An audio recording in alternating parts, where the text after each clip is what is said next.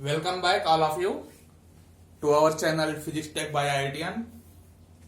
इस चैनल पे आपको फिजिक्स और मैथ की क्लासेस मिलती हैं। जो भी टॉपिक हम कवर करते हैं वो बेसिक से स्टार्ट करके एडवांस जेईई एडवांस लेवल तक लेकर के जाते हैं। आज अभी हमारा ये मैथ का क्लास है। मैथ की क्लास में आपको पता है कि हम सीक्वेंस एंड सीरीज अभी कर रहे हैं। सीक्वेंस एंड सीरीज में हमने ऑलरेडी 5 लेक्चर कर दिया है और उम्मीद है कि आपको लेक्चर पसंद आए होंगे। अगर आपको लेक्चर पसंद आए तो वीडियो को लाइक करें और कमेंट करके जरूर बताया करें कि आपको वीडियो कैसा लगा, आपको क्या पॉइंट है जो समझ में नहीं आ रहे हैं। जब आप हमें कमेंट करके बताएंगे तो हम और थोड़ा उसको इंप्रूव कर सकते हैं ताकि वो आपको और हेल्प करे। आप जो भी प्रिपरेशन कर रहे हैं आपको उसमें हेल्पफुल हो, इसके लिए आपको कमेंट करना होगा और कमेंट करके हमें बताना होगा कि आपको उसमें और क्या चाहिए। तो कोई आपको स्पेशल टॉपिक है जो अभी चाहिए तो वो भी आप हमें कमेंट कर सकते हैं ताकि हम आपके लिए वीडियो प्रोवाइड करा सकें। तो अब हम अपना लेक्चर स्टार्ट करते हैं। हमारा जो टॉपिक चल रहा है सीक्वेंस एंड सीरीज।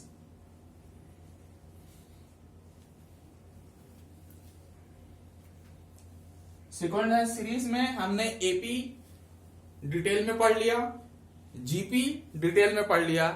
आज हम पढ़ने वाले हैं एचपी। एचपी का फुल फॉर्म होता है हार्मोनिक मोशन, हार्मोनिक प्रोग्रेशन।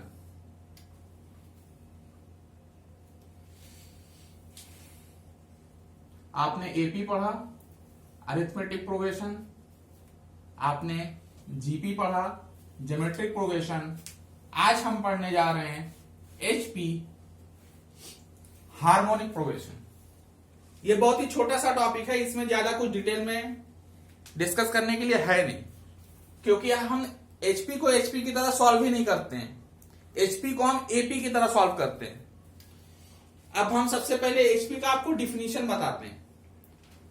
कोई भी सीरीज एचपी में तभी होगी जब उसका रेसिप्रोकल एपी में हो। सिंपल सा डिफिनीशन। वो सीरीज एचपी में होती है जिसका रेसिप्रोकल एपी में हो। आपको पता है 1, 2, 3, 4 किसमें है? एपी में है। आपको पता है। अब हम बोले ये एचपी में कैसे हो सकता है? इसको 1 में लिख देंगे तो ये एचपी में हो गया। ये है सिंपल सा फंडा समझने के लिए। तो इसीलिए जब भी हमें एचपी का क्वेश्चन मिलेगा तो हम उसका रेसिप्रोकल करेंगे तो वो एपी में बन जाएगा और हम उस एपी को सॉल्व करेंगे और लास्ट में उसका रेसिप्रोकल करके एचपी में आंसर दे देंगे। यही आपको बेसिक सा फंडा यूज करना है। और एपी के लिए आपने दोनों फार्मूले पढ़ रखे हैं। जो nth टर्म का फार्मूला है a plus n-1 into D, जहां पे a क्या होता है? फर्स्ट टर्म, n है नंबर ऑफ टर्म्स, d है कॉमन डिफरेंस और tn nth टर्म। और आपने इसके सम का भी फार्मूला पढ़ रखा है n/2 2a plus n-1 into D. ये जो आपने एपी के लिए पढ़ रखा है इसी को एचपी के लिए यूज करेंगे, क्योंकि जो भी हमें सीरीज दी होगा उसका हम रेसिप्रोकल करेंगे और वो एपी में बन जाएगा। तो इसीलिए इसमें ज्यादा कुछ डिस्कस करने के लिए है नहीं। अब हम सीधा क्वेश्चन पे आते हैं। आज हम आपको सिर्फ क्वेश्चंस कराने वाले हैं और आप जो भी बुक फॉलो कर रहे हैं उससे आप क्वेश्चंस का लगातार प्रैक्टिस करते रहें, क्योंकि प्रैक्टिस जब आप करेंगे तो आपको फार्मूला ऑटोमेटिक याद हो जाएगा। और फार्मूला तो वैसे याद करने की जरूरत ही नहीं है। अगर आप बाई चांस भूल भी जाते हैं तो वो बना कैसे है वो भी मैंने आपको बता दिया है। तो आप उसको 1 मिनट के अंदर ही दोनों फार्मूले ड्राइव भी कर सकते हैं अगर आप अभी एग्जाम हॉल में फार्मूला भूल जाए तो एचपी में ऐसा कोई स्पेशल फार्मूला है नहीं। एपी के फार्मूले को ही हम यूज करेंगे, इसलिए हम आपको अब सीधा न्यूमेरिकल्स पर लेकर के आते हैं। और हम आपको क्वेश्चन तो आपको बेसिक सा दिखेगा, लेकिन वो कैसा क्वेश्चन है ये हम आपको बाद में बताएंगे। पहले आप क्वेश्चन नोट करें। क्वेश्चन है आपका, जो हम आज का पहला क्वेश्चन करने वाले हैं वो क्या बोल रहा है? एक सीरीज है, मान लो लेट A1 A2 A3 ऐसे ही A10 तक एक सीरीज है जो किसमें HP में, B in HP, मतलब हार्मोनिक प्रोग्रेशन की एक सीरीज है। इसमें क्या क्या है, विद A1 इक्वल टू 5, मतलब जो इसका पहला टर्म है वो क्या है, 5 है, एंड A20 क्या है, 25। तो चूंकि A20 दिया हुआ, इसके हम क्या करते हैं, इसको 10 तक न लेकर के इसको लिख देते हैं ये 20 तक है, तो समझने में ज्यादा आसानी रहेगी। तो एक सीरीज है A1 A2 A3 A4 A5 ऐसे A20 तक, जिसका पहला टर्म 5 है और लास्ट टर्म 25 है। अब ये बोल रहा है कि इसका वो कौन सा टर्म होगा जिसके लिए A निगेटिव है।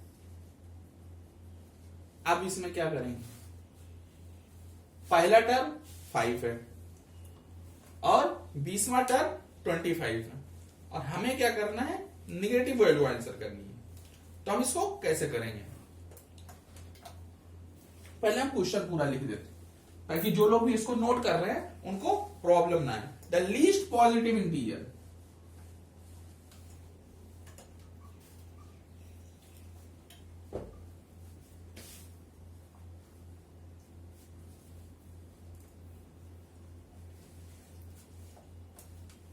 n, मतलब n की वैल्यू निकालनी है for each an less than 0।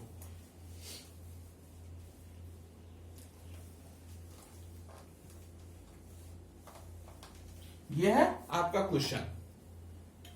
अब ये क्वेश्चन कितना आसान है, इसको करके देखते हैं, ये कितना मजेदार सवाल है। इसने क्या दिया है, सॉल्यूशन देखिए, इसका सॉल्यूशन लेकर के रखा है A1 A2 A3 ऐसे ही A20 तक किसमें है, HP में है। यह क्वेश्चन में दे रखा है, तो चूंकि हम HP तो सॉल्व करते नहीं है, हम AP सॉल्व करते हैं। तो क्या करते हैं, इसको AP में बनाते हैं, और A1 और A20 की वैल्यू दे रखी है तो उसको इसमें रख ही देते हैं। तो ये क्या हो जाएगा, 1/A1 1/A2 1/A3 ऐसे ही 1/25 तक ये किसमें हो गया, AP में। अब अगर ये AP में है और हमें पता है 20 टर्म्स हैं, n इक्वल टू इसमें कितना है, 20 टर्म्स है, और उसका जो 20 टर्म है वो 25 है। तो इसमें हमें क्या पता है, फर्स्ट टर्म पता है, n पता है और nth टर्म पता है। तो हम यहां से इस सीरीज का कॉमन डिफरेंस आसानी से निकाल सकते हैं। तो लगाते हैं एपी का फॉर्मूला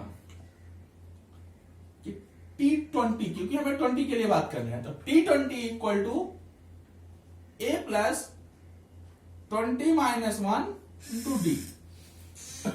अब एपी में जो हमारा पहला टर्म है 1/5 है और 20th टर्म जो है वो 1/25 है, तो वैल्यू को पुट कर देते हैं, इक्वल टू 1/5 प्लस 19d। यहां से आपको d की वैल्यू निकालनी है, तो क्या करेंगे, 5 को इधर लेकर के आएंगे, तो ये हो जाएगा 19d इक्वल टू 1/25 माइनस 1/5, इसका एलसीएम लेंगे तो आएगा 25। तो यहां पे आ जाएगा 1 और यहां पे आ जाएगा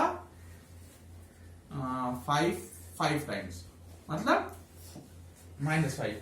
तो आपका जो 19d आया वो कितना आया, -4/25। तो आपका d आ जाएगा -4/19 इंटू 25। इसको यहीं पे छोड़ देते हैं क्योंकि हमें आगे यूज करना है, तो इसको फालतू में मल्टीप्लाई और डिवाइड करके टाइम वेस्ट नहीं करते हैं। ये तो आपका एक सिंपल सा हो गया फार्मूला बेस्ड। अब हम इसकी कंडीशन यूज करते हैं, क्या होना चाहिए, an लेस देन 0 होना चाहिए। अब चूंकि ये किसकी बात कर रहे हैं, HP की, और हम यूज किस में करेंगे, AP में, तो इसको 1 में करके यूज करेंगे। तो हमारा जो nth टर्म का जो फार्मूला है वो क्या है, A plus n minus one into D. अब हमें n की वैल्यू ही निकालनी है, लेकिन पॉजिटिव इंटीजर, लेकिन an जो है वो नेगेटिव आना चाहिए। अब आप ही सोचिए कि अगर हम 2 को माइनस में लिखें, ये इसी को 2/-1 लिखें, तो क्या बात देखिए, माइनस नीचे हो तो भी ऊपर आ जाता है। तो ऐसे ही an अगर ऊपर में निगेटिव है तो ये अगर डिनोमिनेटर में आएगा तो वहां भी निगेटिव ही रहेगा। तो इसलिए इसमें ये नहीं सोचना है कि ये एचपी की बात कर रहा है और एपी में सॉल्व कर रहे हैं तो पॉजिटिव वैल्यू निगेटिव हो जाएगी, ऐसा नहीं होगा। तो हम सीधा इसको यूज करते हैं, 1/an is equal to 1/5 plus n minus 1 into, अब d की वैल्यू यहां पे पुट कर देते हैं जो हमारी आई हुई है, -4/19 इंटू 25। और ये कैसा होना चाहिए, लेस देन 0 होना चाहिए, क्योंकि कंडीशन इसने यही दे रखी है कि 1/an जो है वो लेस देन 0 होना चाहिए। इसी कंडीशन को हम सेटिस्फाई करवा रहे हैं। अब क्या देखते हैं, ये वाला टर्म जब माइनस से मल्टीप्लाई होगा तो पूरा का पूरा नेगेटिव बन जाएगा। तो नेगेटिव को अगर हम उधर ले जाएंगे तो पॉजिटिव हो जाएगा। तो अब हम क्या लिखते हैं, 1/5 less than 4 into n minus 1/19 into 25। अब इसको सॉल्व करके हमें n की वैल्यू निकालनी है, तो इसको कैंसिल करते हैं 5 to 5। तो अब ये क्या हो जाएगा, 19 इंटू 5, 19 इंटू 5 1985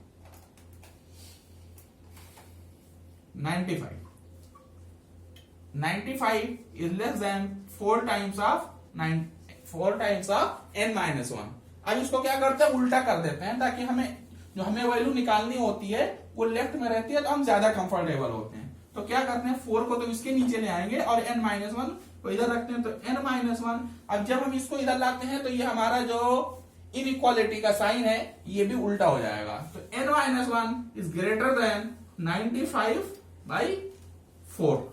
अब 95/4 को अगर हम सॉल्व करते हैं तो ये आएगा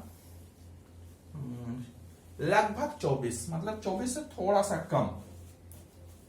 तो हम एक काम करते हैं, इसको सॉल्व ही कर लेते हैं। n minus 1 4 2 8 15 4 23.75। तो अब हम 1 को उधर ले जाएंगे तो ऐड हो जाएगा, तो हो गया n इज ग्रेटर देन 24.75, क्योंकि ये 1 इधर आया तो +1 हुआ, तो 23 + 1 24। तो 24.75 से हमारे जो n है वो बड़ा होना चाहिए। और उसने पूछा क्या है, लीस्ट पॉजिटिव, सबसे छोटी वाली वैल्यू बतानी है। तो क्योंकि ये क्या कह रहा है, 24.75 से जो भी n की वैल्यू बड़ी आप रखेंगे तो आपको ये क्या है, an जो है वो आपको नेगेटिव ही मिलेगा। लेकिन ये क्या कह रहा है, हमें सबसे छोटी वाली वैल्यू दे दो। तो सबसे छोटा क्या होगा, 24.75 से बड़ा होना चाहिए और सबसे छोटा होना चाहिए। तो आपको n की वैल्यू जो मिलेगी वो 25 मिलेगी। कितना सिंपल सा क्वेश्चन था। और अब हम आपको बताते हैं कि ये क्वेश्चन IIT JEE में आया हुआ है, वो भी 2001 में। अब क्योंकि ये क्वेश्चन IIT में आया हुआ है तो इसके ऑप्शन होंगे, तो हम आपके पास ऑप्शन भी लिख देते हैं। ऑप्शन है 22, 23, 24, 25। ए ऑप्शन है 22, बी है 23, सी था 24 और डी था 25। क्वेश्चन को हम कितनी आसान तरीके से सॉल्व कर पाए, सिर्फ जो कंडीशन दी हुई है उसी को फॉलो करते जाना है।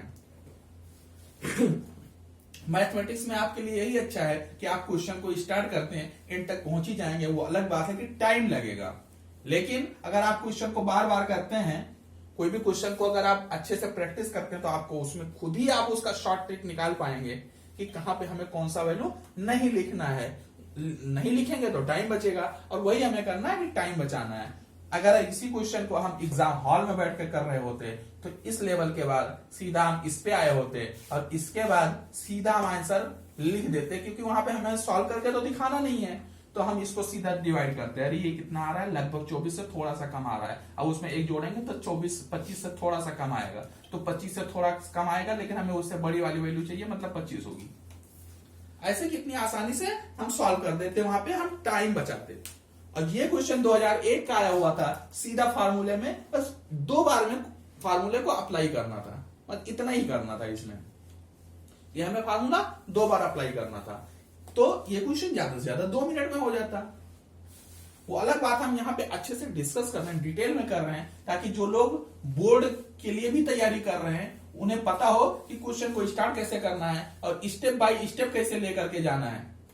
ये स्टेप बाय स्टेप है, इसी तरह से आप स्टेप बाय स्टेप करेंगे तो आपका ये क्वेश्चन अगर बोर्ड में आएगा तो 5 नंबर 4 नंबर में आएगा। और जेई में आपको पता है हर क्वेश्चन 4 नंबर के ही होते हैं, तो ये क्वेश्चन वाकई में है उस लायक, क्योंकि 2 बार वो फार्मूला अप्लाई करवा रहा है और आपसे 2 मिनट ले रहा है। जेई में आपको पता है मैथ सेक्शन में आपके पास 30 क्वेश्चन होते हैं और आपको 1 घंटे का टाइम मिलता है, मतलब 2 मिनट आपको मिलता ही मिलता है। तो इस तरह से आप क्वेश्चन को 2 मिनट के, आपको ये क्वेश्चन तो आप 1 मिनट में ही कर देंगे। अगर इसके स्टेप लिखेंगे नहीं, माइंड में करेंगे, तो आप इसको 2 मिनट से अंदर भी कर सकते हैं। यहाँ पे आप टाइम बचाएंगे तो किसी और अच्छे क्वेश्चन में, ये तो फार्मूला बेस्ड क्वेश्चन, अच्छे क्वेश्चन में आप वहां पे टाइम दे सकते हैं। तो इसलिए आप लोगों को ये क्वेश्चन समझ में आया होगा, तो आप इस वीडियो को लाइक करें और अपने दोस्तों में शेयर करें। और अब हम आपको एक और क्वेश्चन कराते हैं। आज हमने आपको पहले ही बोला था कि आज हम आपको सिर्फ क्वेश्चन कराने वाले हैं, क्योंकि इस टॉपिक में बताने के लिए ज्यादा कुछ है नहीं, आपने एपी बहुत ही डिटेल में पढ़ लिया है। ये आज का हमारा पहला क्वेश्चन था और अगला क्वेश्चन वो भी हम लेंगे तो एचपी का ही, लेकिन हम सॉल्व करेंगे एपी से।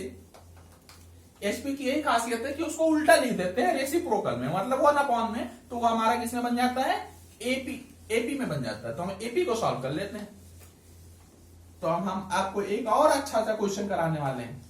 हम यहाँ पे ज्यादातर वही क्वेश्चन कराते हैं जो जेई में आए हुए हैं, और आपको उससे ये पता लगता है कि हाँ, जो बच्चे अभी तक नहीं सोच रहे थे कि उन्हें जेई का पेपर देना चाहिए, अब वो भी सोच सकते हैं कि हाँ, इतने आसान क्वेश्चन आते हैं तो हम भी क्लियर कर सकते हैं। तो आपको रेगुलर पढ़ाई करनी होगी और क्वेश्चंस को बार बार प्रैक्टिस करना होगा, तो आपके लिए भी जेई कोई बहुत बड़ा एग्जाम नहीं है। अब हम कई सारे पुराने क्वेश्चंस ले रहे हैं यहाँ पे जो पहले आ चुके हैं।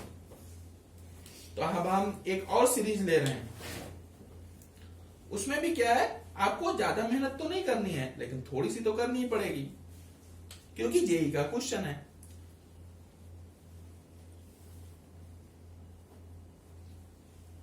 अब यहां पे क्या है, ये भी पुराना आया हुआ क्वेश्चन है 1999 में। क्वेश्चन क्या है, लेट A1 A2 ऐसे कहां तक है, A10 तक। एक सीरीज है A1 A2 A3 A4 A5 A10 तक, ये किसमें, एपी में, एपी में। और इसके साथ में एक सीरीज और दी हुई है, एंड H1 H2, ये भी इसमें भी 10 टर्म ही है, H10 तक है, इन HP। तो ये सीरीज आपकी एपी में है और ये सीरीज आपकी एचपी में है। अब इसने कुछ कंडीशन क्या दिया, if A1 equal to H1, मतलब इस सीरीज का जो फर्स्ट टर्म है और इस सीरीज का जो फर्स्ट टर्म है वो दोनों की वैल्यू इक्वल है और वो इक्वल टू 2 है, और फर्स्ट टर्म बता दिया। अब वो लास्ट टर्म ही बता रहा है कि जो A10 है वो H10 के बराबर है और उसकी वैल्यू है 3। अब वो क्या कह रहा है कि A4 को H7 से मल्टीप्लाई करेंगे तो कितना आएगा, देन A4 इंटू H7 कितना आएगा। 1999 में आया हुआ क्वेश्चन है। चलिए मैं आपको ऑप्शन भी बता देता हूं, 2, 3, 5, 6, ये इसके 4 ऑप्शन है। अब आपको पता है ये सीरीज है, मल्टीप्लाई करेंगे तो कोई ना कोई टर्म तो आएगा ही आएगा। तो अब हम इसको क्या करते हैं, सॉल्व करने की कोशिश करते हैं। आपको पता है 10 टर्म, तो हम क्या करेंगे, अब पहला टर्म और लास्ट टर्म सेम है, तो उसी से हमें क्वेश्चंस को स्टार्ट करना है। तो सबसे पहले हम क्या करते हैं, एपी वाला पोर्शन सॉल्व करते हैं। सीरीज क्या है, 2 से स्टार्ट हो रही है, A2 है, A3 है, और ये कहां तक जा रही है, जिसका जो A10 आएगा वो कितना है, 3 है। तो यहां से हम क्या कर सकते हैं, कॉमन डिफरेंस निकाल सकते हैं, टी की वैल्यू निकाल लेते हैं। Last term equal to A plus n-1, मतलब 10 वैल्यू है, तो 10-1 कितना हो गया, 9 इंटू डी। 2 को इधर लेकर के आएंगे, 9 को उसके नीचे लेकर के आएंगे, तो डी की वैल्यू कितनी हो गई, 1/9। अब आपको समझ में आ रहा होगा कि शॉर्ट में टाइम बचा के क्वेश्चन कैसे लिख सकते हैं। देखिए मैंने एक लाइन में ही इसका आंसर लिख दिया, आंसर तक तो नहीं पहुंचे हैं भैया, लेकिन हम डी की वैल्यू निकाल पाए। क्वेश्चन में उसने क्या पूछा, ए में कौन सा, ए क्या है, ये एपी वाला पार्ट है, तो इसका 4th टर्म निकाल लेते हैं और साइड में रखते हैं। तो इसका A4 क्या आएगा, A1 प्लस 3D। इसी फार्मूले से देखिए, A1 4 - 1 3D। A1 आपको पता है कितना है, 2 3 इंटू 1/9, तो 3 इंटू 2 6 7/3। आपने A4 निकाल लिया। अब हम क्या करेंगे, A7 को निकालेंगे और मल्टीप्लाई कर देंगे। अब हम क्या करते हैं, HP को सॉल्व करते हैं। आपको पता है HP में जो भी हम वैल्यू लिखते हैं 1 पे लिखते हैं, और वो किस में हो जाता है, सीधा AP में कन्वर्ट हो जाता है। तो लास्ट टर्म इसका भी लिखते हैं हम, ये कैसे होगा, 1/2 और 1/S2 1/S3, ऐसे ऐसे इसका जो 1/S10 होगा वो कितना आ रहा है, उसकी वैल्यू 3 दी हुई है, 3 नहीं, इसको 1/3। अब इसको भी इसी फार्मूले में रख देते हैं, तो क्या आएगा, 1/3 इक्वल टू 1/2 प्लस 10-1 मतलब 9D। दोनों पोर्शन में आपको 9D ही मिल रहा है। एक काम करते हैं, इधर स्मॉल डी लिखे थे, तो इधर आप कुछ और लिख देते हैं, मान लो कैपिटल डी लिख देते हैं, ताकि आप कंफ्यूज ना हो कि दोनों में एक ही वैल्यू आ रही है, तो एक ही होनी चाहिए, दोनों डी है। तो आप क्या करते हैं, इसको इधर लाते हैं और एलसीएम लेकर के इसको सॉल्व करते हैं। 2 और 3 का एलसीएम 6, तो 2 यहां पे आएगा और 3 यहां पे आ जाएगा, मतलब कितना हो गया, 1/6। 9 को नीचे ले जाएंगे तो डी की वैल्यू आ जाएगी -1/9 इंटू 6। हमें क्या चाहिए, H7, तो H7 तो हम निकाल नहीं सकते, 1/H7 तो निकाल सकते हैं, तो 1/H7 निकाल लेते हैं, और उसको बाद में हम उल्टा करके H7 लिख देंगे। तो 1/H7 मतलब 1/A1, 1/2 plus 7-1 6 into capital D. तो कैपिटल डी की वैल्यू कितनी आ गई, 1/9 इंटू 6। यहां से क्या हुआ, 6 और 6 कैंसिल आउट, तो 1/H7 जो आएगा, यहां पे आप एलसीएम ले लीजिए, 9 और 2 का कितना आ जाएगा, 18, तो 9 यहां पे आ जाएगा और 2 यहां पे, तो ये कितना हो गया, 7/18। तो आपका जो H7 होगा वो कितना आ गया, 18/7। देखिए आप जब इसको करेंगे तो इसको और शॉर्ट में कर सकते हैं, कुछ और कैलकुलेशन आप माइंड में कर सकते हैं, लेकिन हम कम से कम उतना कर रहे हैं जिससे आप लोगों को ये टॉपिक समझ में आ जाए। अब देखिए आपको A4 मिल गया, H7 मिल गया, A4 इंटू H7 पूछा है, तो मल्टीप्लाई कर देते हैं। क्या करते हैं नाउ, अब हम निकालते हैं A4 इंटू H7। A4 की वैल्यू 7/3 और H7 की value 18/7। 7 cancel out, 3 into 6 18, answer आ गया 6, डी ऑप्शन। उम्मीद है आप लोगों को ये क्वेश्चन भी समझ में आया होगा। 1999 का आया हुआ क्वेश्चन है ये।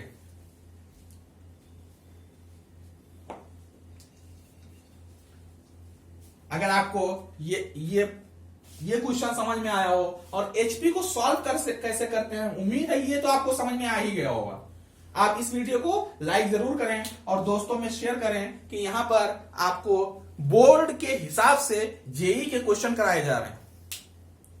यानी अगर ये क्वेश्चन आपके बोर्ड में भी आए तो भी आप इसको कर सकते हैं। आपको स्टेप बताया जा रहा है, बोर्ड में जब आप करेंगे तो आपके पास 3 घंटे का अच्छा टाइम होता है एक पेपर के, तो वहां पे आपको जो मैं बोल रहा हूं उसको भी आप लिख सकते हैं और स्टेप्स बढ़ा सकते हैं, ताकि एग्जामिनर को भी अच्छे से समझ में आ जाएगा क्वेश्चन।